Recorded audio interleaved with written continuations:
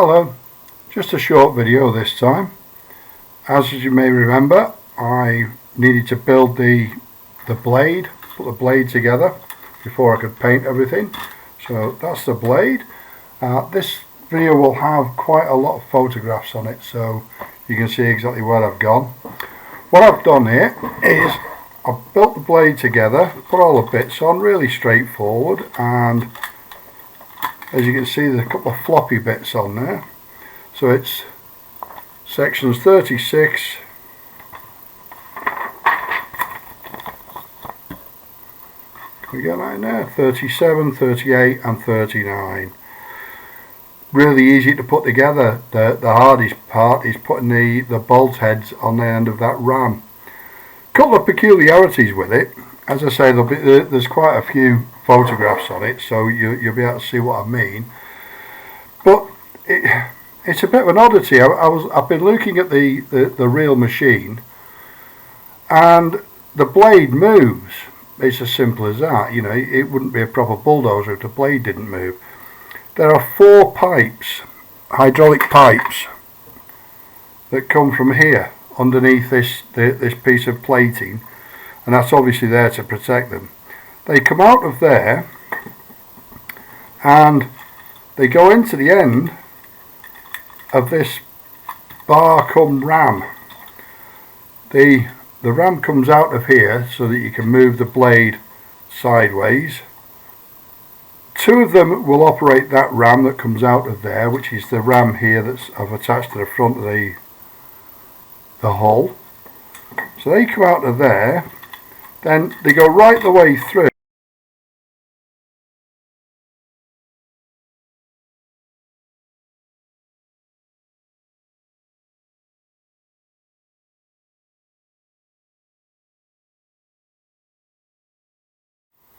Has to be hydraulics to this ram, so they come out of the end of this bar and then loop over the top here. Now I've looped and looped and looped, but I can't find a video or a photograph that shows me exactly where these 2 hydraulic hoses attach. So I'm working on a best guess, and I've looked at Caterpillar's maintenance and all sorts of things, but I'm working on a best guess that they go in at the top. I'm also guessing that there'll be some kind of shield here to protect the joint. So I'm going to find myself a little flat piece of plastic and fix that to the side there, just stick it up maybe 2 mil so that it would protect the knuckles and the joints on the hydraulic hoses. As you can probably see, I've drilled some little holes, and I've put, I don't know if you can see that, yeah you can, I've put little wire spriggets into the PVC and super glued them in at both ends of that bar and also on top of the ram there. And plastic hosing, the silicone hosing will feed onto those, and I glue them on, and that will hold them rigid. And I can also bend them. I can also bend them as they would be in real life. The wire will support them. Other than that, there's not really a lot to that blade. It's really quite simple. As I say, there's a lot of floppy bits because the bits all feed into the rams when it joins on, and the ends of the 2 arms fit on the running gear, and the hydraulics inside the running gear lift those up and down, which lifts the blade up and down. This hydraulic here is for this kind of movement, so you can change the angle of attack if you like on the blade, and this hydraulic here will tip the blade backwards and forwards, so it would tip it like that. Really quite simple stuff really, so it's really quite easy to put together. These 2 pieces here, I've put a couple of photographs of it on, and there's a little flange on this side of them that fits inside the blade, and if you're not sure, the instructions don't really tell you how to do it. The instructions aren't really clear on that, but the flange is at the bottom there, and it pushes into that slot. There's a slot in there, it pushes into it.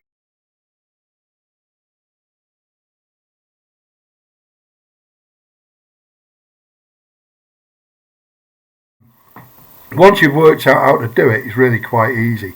As I say, that's about it for that, for the blade. There's not a lot to talk about there.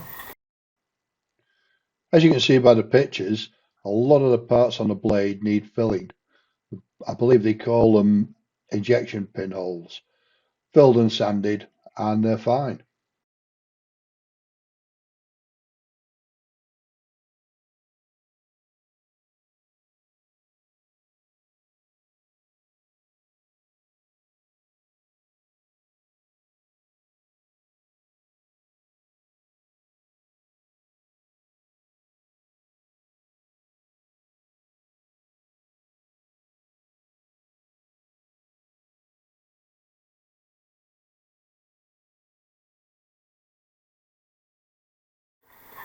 In regard to the painting of everything else, I've masked the cab out, as you can see. You may remember I painted all the window frames and then fixed the glass into them, then fixed them into the cab. I put a bit of double-sided tape underneath that one, but it doesn't seem to be working. I'll redo that so it sticks down when I paint it, and I can lift it up when it's done.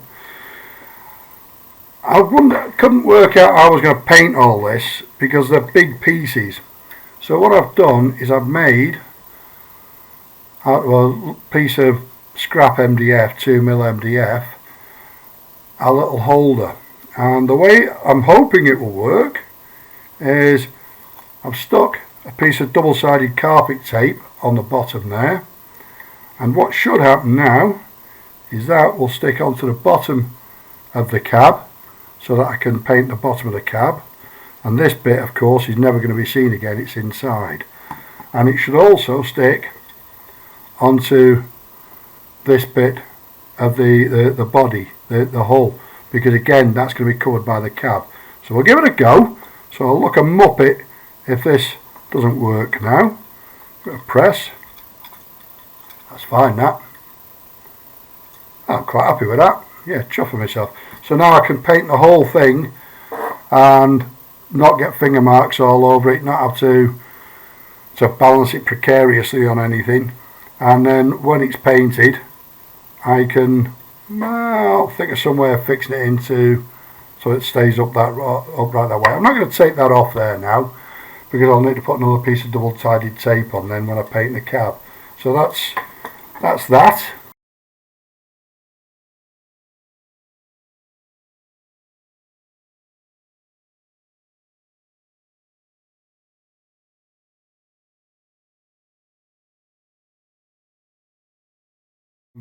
You can see how I've made that. Simple stuff. There's no rocket science there at all. Just a couple of bits of MDF cut up with a Stanley knife. Other than that, I don't think there's anything I can tell you. It's pretty much done and ready for painting now. The sad thing is, most of it on this is going to be one colour, which is desert tan is the colour I've decided on. Vallejo Desert Tan. There's a couple of bits of yellow to go on it, but other than that, easy stuff. No mixing paint, nothing, just spray it on. So when I get it sprayed, I'll show you the bits that I've painted, and then I'll glue it all together and we can do the final reveal. Any questions, any comments, please feel free to leave them in the comments section below, and it'd be great if you could like and subscribe to the channel. Thanks very much for watching. Ta-da!